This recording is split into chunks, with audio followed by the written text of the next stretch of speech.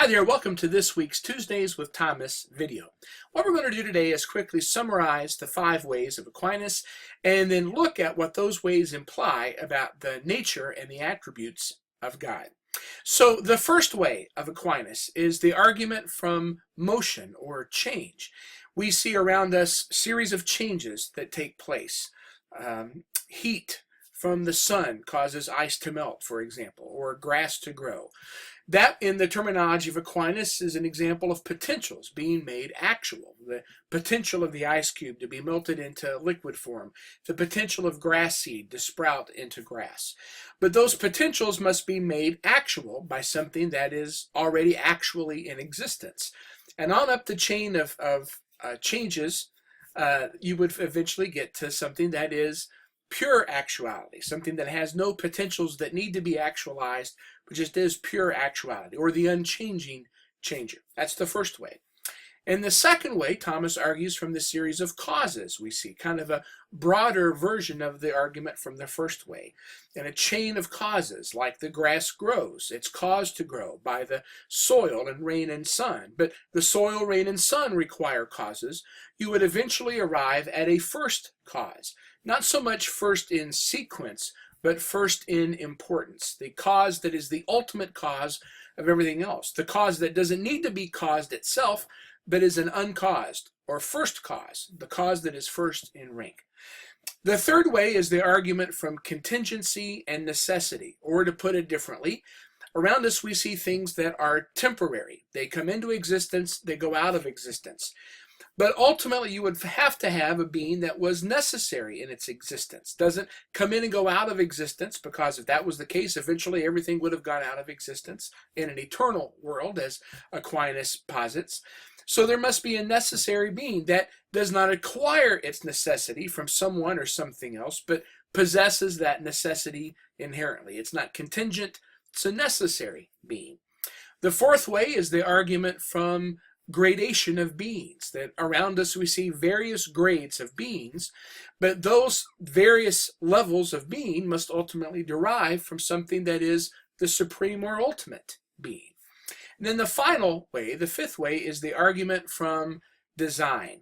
Not the argument of complexity, like is a modern version of the intelligent design argument, but instead the argument from regularity, the ordinariness of nature, if you will.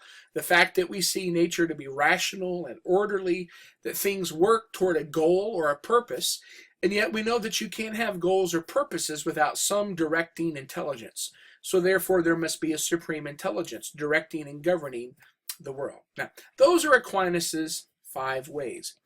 One very common response, though, to Aquinas' 5 ways is the objection, well, why is it that we must believe that the 5 ways point to the God of Judaism or Christianity or Islam, the God of traditional theism?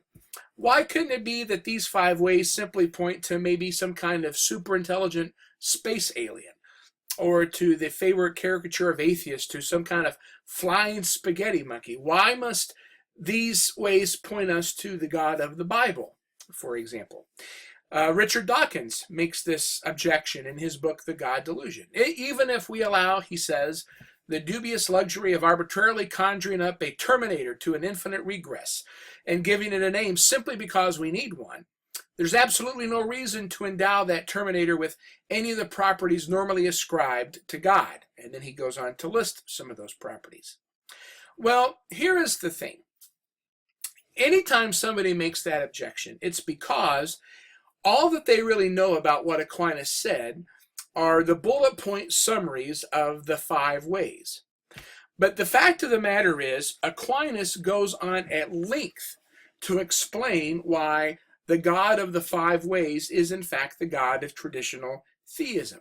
So just to illustrate this, I have here my copy of the Summa Theologiae, and Aquinas' exposition of the 5 ways occurs in the second question of the Summa, in the 3rd article, in which he summarizes the 5 ways. And on my edition here, this print is fairly small, and it basically takes the front of one page and the back of another in order to lay out the 5 ways. Thomas, though, then goes on for the next several pages in the next 8 or so questions, questions 3 through 11, to talk about the characteristics of God on the basis of the 5 ways. And just to illustrate, whereas the 5 ways took up a front page and a back page in my edition, Thomas's exposition of the attributes of God that flow from the 5 ways goes from page 25 through page 97 in this edition of the Summa. So when somebody says, well, why do the 5 ways have to be the God of the Bible? That just tells you they really haven't even read what Aquinas actually said. So what I want to do is provide for you a summary of the kinds of things that Aquinas argues you can deduce about the nature of God based on the arguments from the created order found in the 5 ways. So first of all, the 5 ways imply that God cannot be composed of any parts. After all, if something is composed of parts, it requires someone to assemble them together. If you bought a Christmas present of some toys for your children, and during Christmas time you saw on the box some assembly required, it means those parts exist individually before you assemble them together to be the robot or whatever it is that you purchased. So in the same way, if God is the first cause, if God is the uncaused cause, then God cannot be composed of parts, because if he was composed of parts, those parts would have had to have existed before him, and someone else would have had to have assembled them together. So he's not first in rank or order, and he is certainly not pure actuality. There were potentials, the parts, that had to be actualized to make a whole. And so we can deduce then that God must be indivisible. Or the terminology that's usually found in Aquinas is God is simple. Not meaning simple in the elementary sense of arithmetic versus algebra, but simple in the sense of not complex, not an assortment of many parts. God is indivisible. Here's the second thing we can deduce about God from the 5 ways. God cannot be material, and that follows from the previous point. Material things are composed of parts. So if God is not composed of parts, God cannot be composed of atoms. He is not material. He is not the universe itself. The first cause, the one that is pure actuality, must be immaterial. By the way, this is the reason that in the great monotheisms, idolatry is such a horrible sin, because you're taking something that is material and created and using it to represent God, who by definition is immaterial. Here's a third thing we can deduce about God. God cannot change. If you remember from our discussion of the first way, that's really what it means to say that God is pure actuality. It means that there are no potentials that need to be developed. There's nothing lacking in God that needs to be enhanced. It's in that sense that God is immutable. What this means is none of us can do anything, no one could do anything to make God more loving, more intelligent, more gracious. He's already fully, maximally all of those things. That's why he's pure actuality, or he is immutable. It also follows that God cannot exist in time. After all, time is directly related to matter and to change. And if God is immaterial and God is immutable, then that means that he does not exist in time. He is eternal.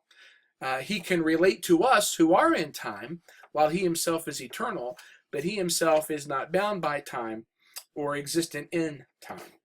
It also follows, of course, that God cannot be imperfect, because an imperfection is a failure to reach a potential. But God is pure actuality, and so he is perfect. That's also the argument really from the fourth way, that God is the supreme being. So he's perfect.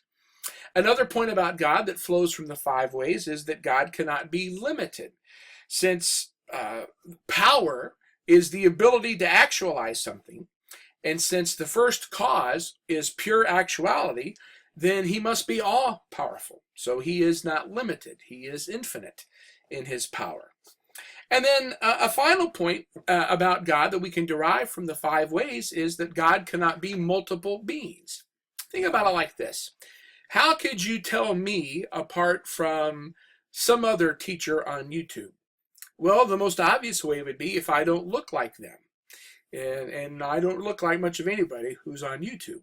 Well, the point is you could only distinguish between me and another teacher by our appearance. And our appearance is necessarily intertwined with our physical makeup, our material existence.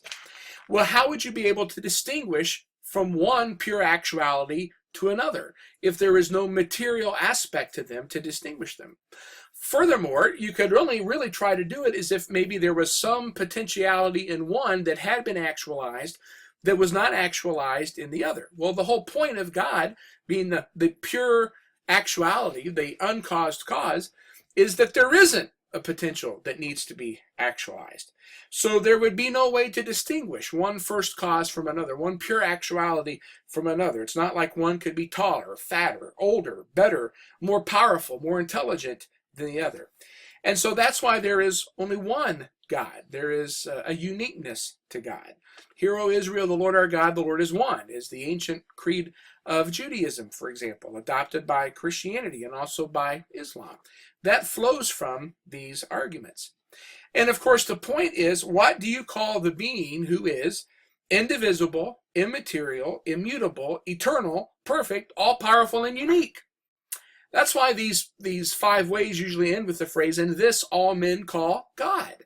There's no other word to describe the being who possesses all of these attributes. I wanted to point out to you that in Romans chapter 1, the Apostle Paul makes this very point, that from the created order we can determine not only the existence of God, but certain qualities of God. He says in Romans 1:20, for his invisible attributes, namely his eternal power and divine nature, have been clearly perceived. Once you begin to reason through God as pure actuality, as the uncaused cause, as the necessary being, as the supreme being and supreme intelligence, there are certain attributes that inevitably follow. And that's why Judaism, Christianity, and Islam all share these common beliefs about the nature of God, because they are derived ultimately in this very same fashion. One more point I want to make about the nature of God. Because we only can identify with things relative to our frame of reference in the created order, and because God is so far above us, is not part of the created order, what Aquinas says is that language about God is analogical. What does this mean? You know, Isaiah 40 says in verse 18, to whom then will you liken God, or what likeness compare with him? So what Aquinas would say is this: in the created order we have fathers. The Bible describes God as our Father. But we need to understand that because God is truly incomparable, when the Bible speaks about God as Father, it's not going to mean exactly the same thing as what we mean. That language is not identical. But on the other hand, it's not as if it's completely opposite what our language means about Father. It just means it's an analogy. And what we need to understand is the fatherhood of God is vastly superior to the fatherhood that we know and appreciate even as human beings in the created order. If you bear this point in mind about language about God, that it is analogical, that we can understand some about God, but we always need to bear in mind the language of Scripture is pointing to a reality far greater than our own reality, it will bear you in good stead as you come to explore more truths about the nature of God.